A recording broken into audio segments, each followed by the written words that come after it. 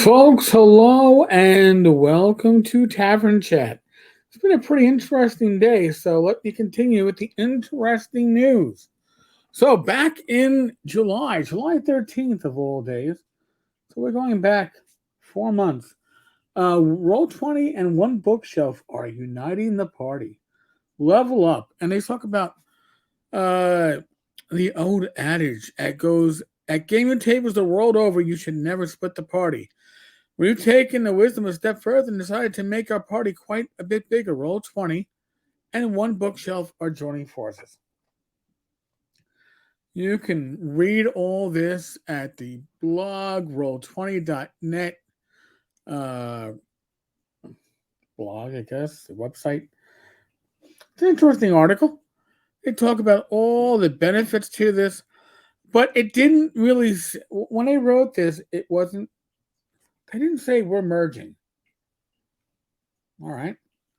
Well, I've been told by certain publishers that Meredith over at OneBookShelf is now Meredith at roll20.net, which tells me this was not just, um, I don't know, a deal to work together. This was a merger.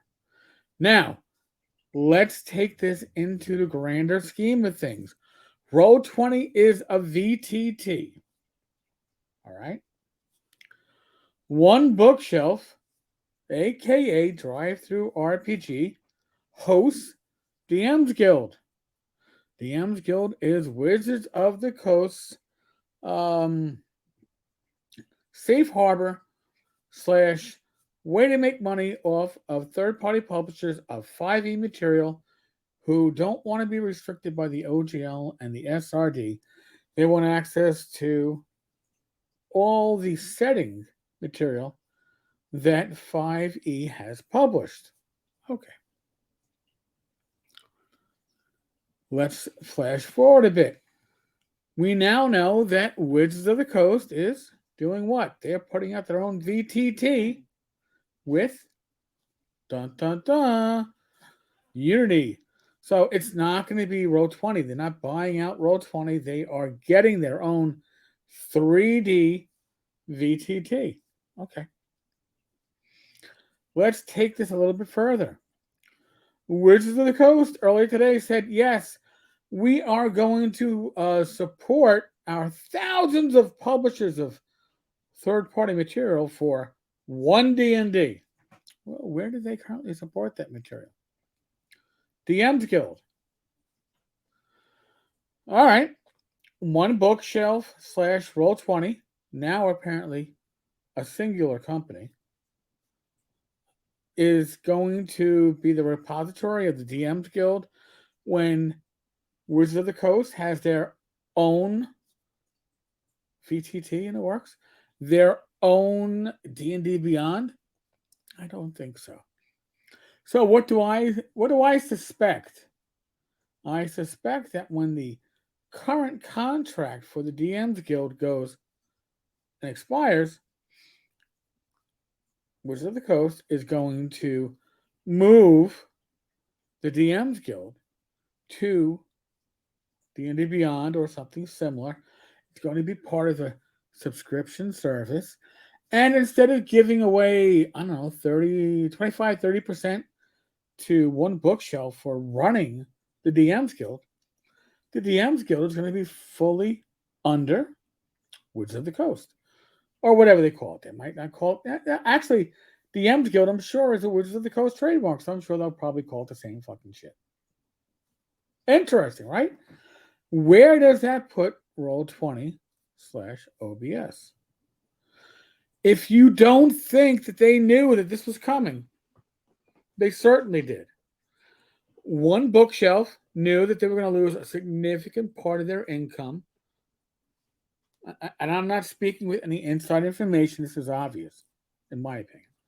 OneBookShelf said, hey, we're going to lose a significant part of our income when we lose the DM's Guild. Because Wizards of the Coast has announced they're going to have their own VTT. They're already buying out D&D Beyond.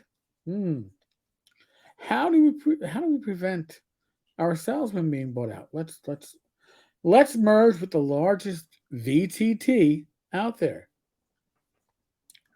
Well, that would be Roll20. So now they've merged, they're a larger, stronger company. They can still be bought out. Don't get me wrong. I'm not saying that. But it's now a VTT in direct competition with whatever the fuck Wizards of the Coast puts out. Now, Wizards of the Coast has a very poor track record with VTTs. Look at the 4E VTT and the fact that it was a murder suicide that killed that VTT. Sorry, it's a bad way to put it, but literally a murder suicide ended their VTT because two of the main programmers were, I think they were common law. I could be wrong. In relationship, and it was a murder suicide. That was their game. Part of the reason why 4E never went and produced what it was supposed to is because it never had the VTT that was part of the marketing.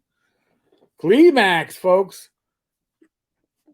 I want you to remember Gleemax. I'll have to do a whole episode on Gleemax. God help me. So, I am interested, more so as an old school gamer, I'm interested in seeing what Roll20 / OneBookshelf, again, now probably rebranding as Roll20, right? I want to see what they bring to the table. I want to see what their offerings are because let's be honest with you, they are going to be the home, as much as Fantasy Grounds would like to be. Roll20 will be the home of non D&D games, non-one D&D, which could be a boost for Paizo, could be a boost for Call of Cthulhu, Roll20, could be supporting things like, I don't know, the OSR. It's going to be interesting, but there's going to be a schism. Don't take this, don't, you go, Tenkar doesn't know what he's talking about. I often don't. Today I do. Today, this is going to be interesting. And it's not going to play out over the next year. It might be next year and a half. But we will soon see what's going to happen in this new reality. If you're playing 5e on Roll20, your rule sets aren't going to expire. But if you want to play one D&D in Roll20, I can guarantee you, you're not going to be doing it on any official rule set. That may be a fan rule set put together. But Roll20 is going to be the home for everything but D&D. So, folks, on that note, you see the link below. Subscribe to tenkarstavern.substack.com. You get a once-a-week newsletter of my, the best of this week, this channel's last week of episodes. My various co-hosts, friends of this channel, we're expanding on a weekly basis. Join us. Other than that, yes, we are in the midst of the world pandemic. What does that mean? It means, please, use your common sense. Be safe, be well, God bless. Roll those dice, roll them all. And I will be back again tomorrow, I guess, with live stream with Bad Mike. Oh, we have a guest. Shit. Who the hell is it? I have no idea. I'll have to ask Mike. I'll let you know. All right, folks. On that note, later.